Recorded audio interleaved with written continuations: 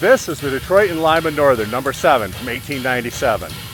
I'm Darren, and this is the Industrial Revolution. We actually got here just in time today. Number 7 here has actually just taken the place of a diesel locomotive, which was running for the morning. Number 7's got the afternoon shift, apparently. This locomotive was actually one of Henry Ford's favorites. It began life pulling passengers. Then it later switched over to largely freight. But when it did that, Henry took a liking to it. When he later sold the railroad, he kept this locomotive, as well as several others. Let's see if we can take a little better look at this locomotive and its history.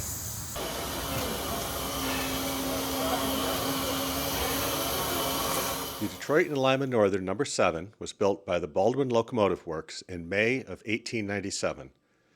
It's a coal-fired 440 standard gauge American type locomotive with 62-inch drivers.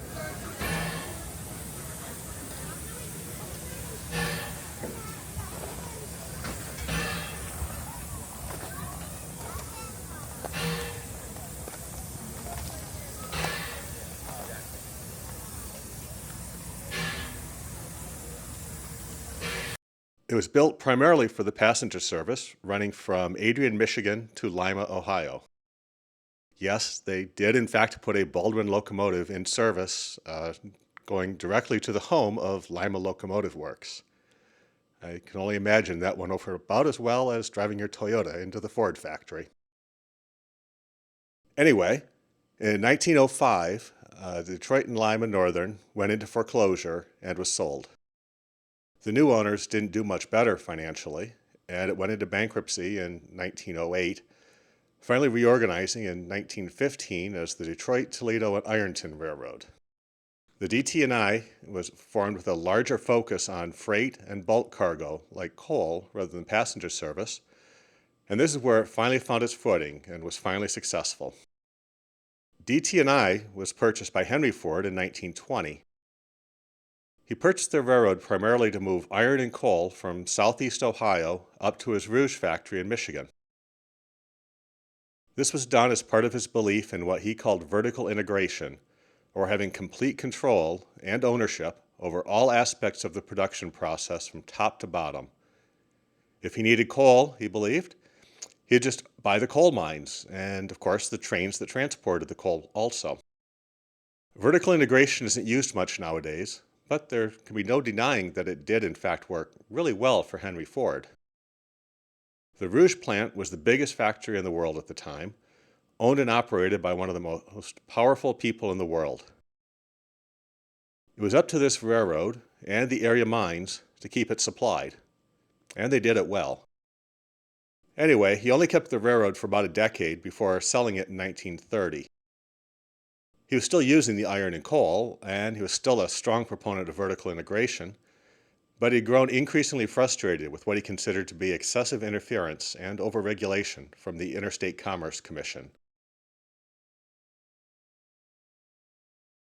He didn't sell the entire railroad, though. He actually kept several locomotives, cars, and other equipment, both for personal use and a place in his museum in Dearborn, Michigan.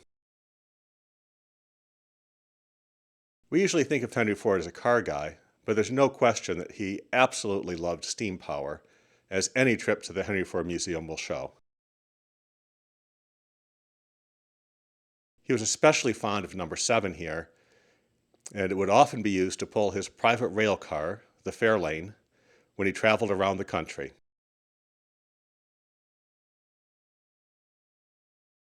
Stationary steam engines were great, but he loved steam trains and was quick to jump into the cab any chance he got.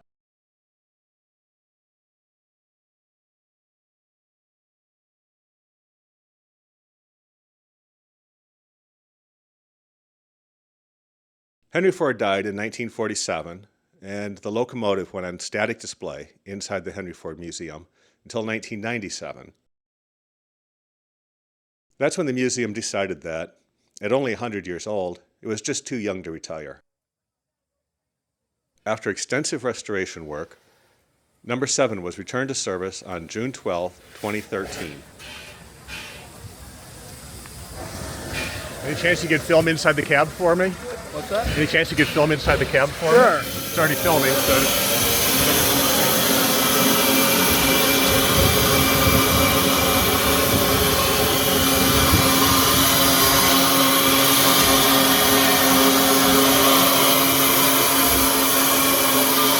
Yeah, for you.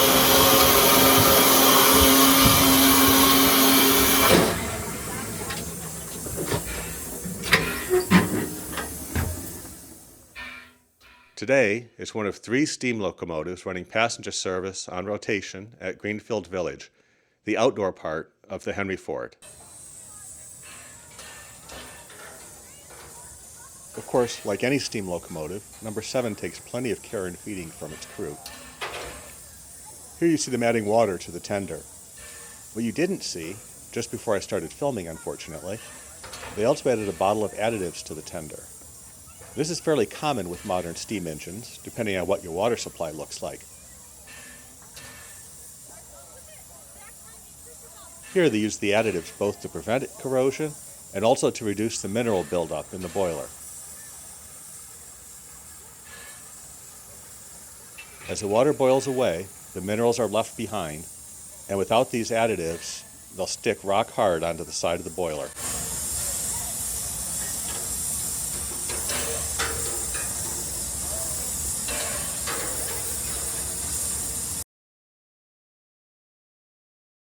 While the chemical additives do prevent the minerals from building up rock hard inside the boiler, they are still there. To get rid of them, you perform what's called a blowdown. This opens up a valve at the bottom of the boiler, where the minerals tend to settle, and blows them out under incredible pressure as the water immediately flashes into steam.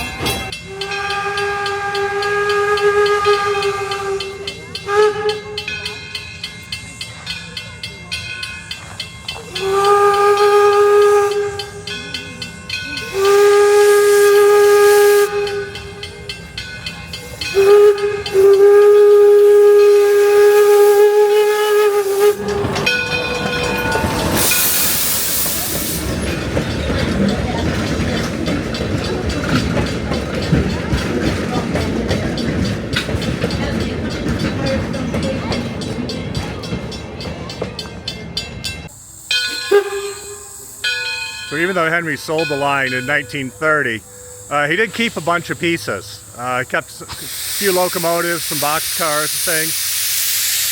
Number 7 here, this is one of his favorites. So of course he kept this one. This is today at Greenfield Village.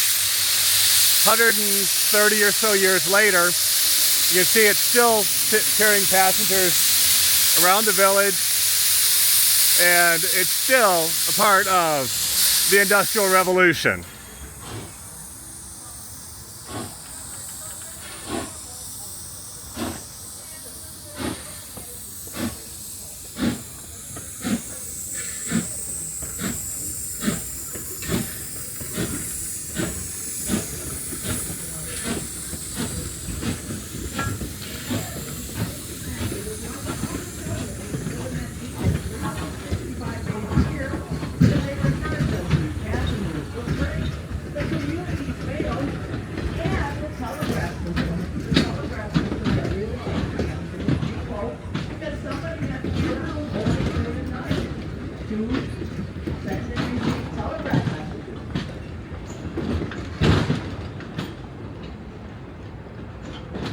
Hey, just real quick before you go, if you could help me out, like, subscribe, share this video, hit notify so you know when new stuff comes out, that'd be great.